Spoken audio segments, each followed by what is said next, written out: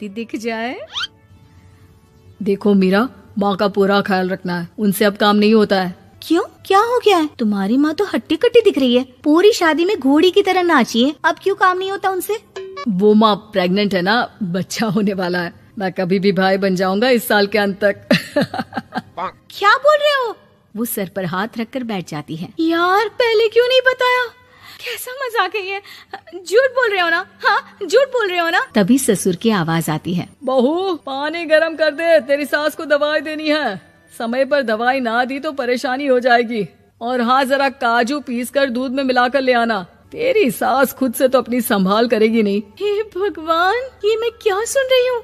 ये ससुर जी को क्या हो गया है? मैं क्या सोच कर आई थी? हाय रे, मैं तो किसी को मुंह भी नहीं दिखा पाऊंगी।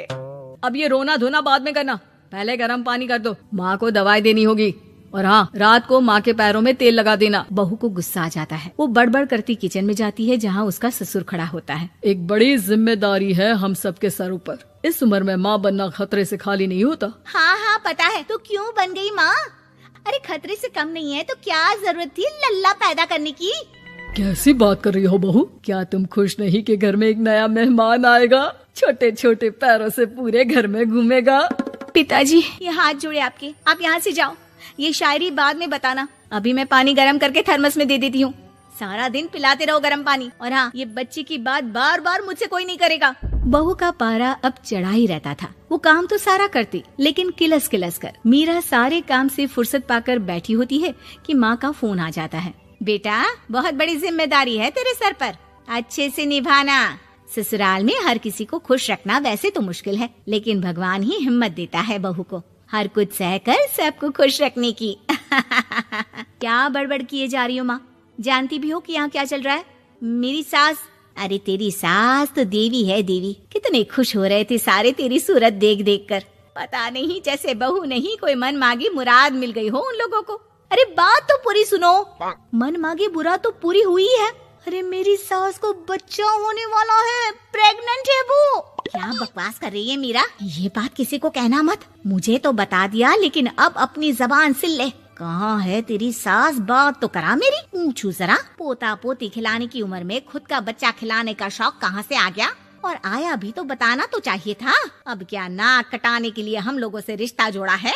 रुक, तेरे पापा से बात करती हूँ। मीरा फोन रखकर लेट जाती है। वो एक सपना देखती है कि उसकी गोद में एक बच्चा खेल रहा है। भाभी की गोद में कितना खुश दिख रहा है ना, लग ही नहीं रहा कि भाभी है। मैं तेरे लिए क्या लाया हूँ, सोने की बालियाँ। तेरी शादी में तो मैं बुढ़ा हो जाऊंगा ना। अरे कैसी बात कर रहा है बेटा, इसकी जिम्मेदारी तो तू ही लेगा।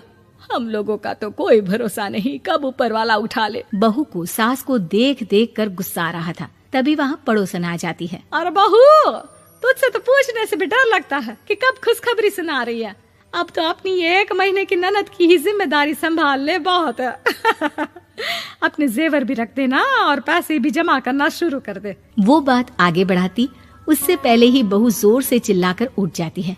नहीं नहीं नहीं नहीं, मैं अपने जेवर किसी को नहीं दूंगी। अरे कौन ले रहा है तुम्हारे जेवर? तुम औरतें भी ना सपने में भी जेवर ही संभालती रहती हो। मैंने जो सपना देखा है ना, सुनोगे तो होश उड़ जाएंगे।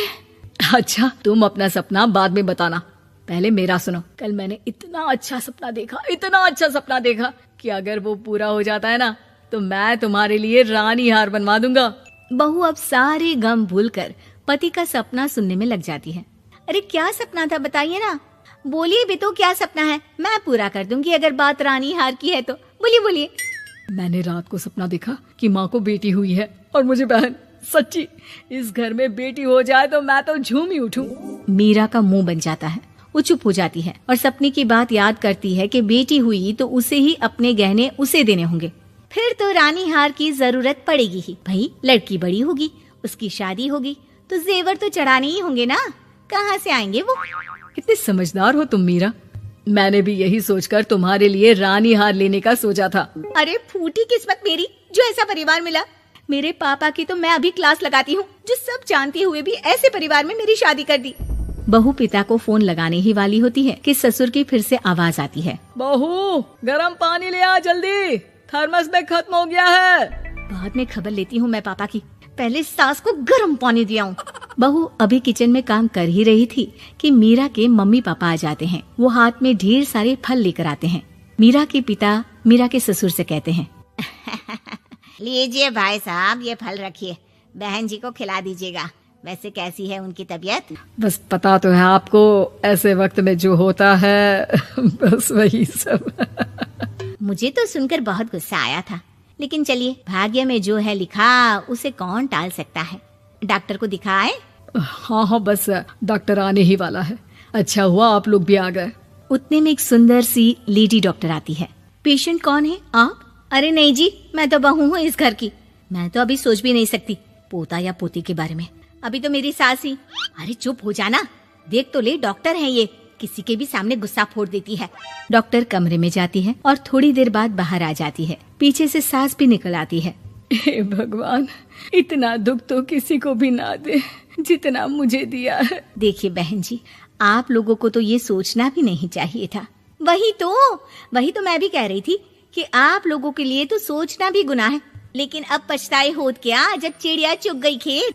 डॉक्टर वहाँ से चली जाती है। मैं माँ नहीं बन सकती, मैं प्रेग्नेंट भी नहीं हूँ। ये कैसे? तुम तो बोल रही थी कि अरे वो गैस का दर्द था और पेट भी गैस से फूल रहा था। डॉक्टर ने चूर्ण दे दिया है, गर्म पानी से फाँकना है। मैं अभी लाती हूँ गर्म पानी। अरे मैं तो गीजर ही लगा देती हूँ। हाय रे, खुशी के मारे पागल ना हो जाओ।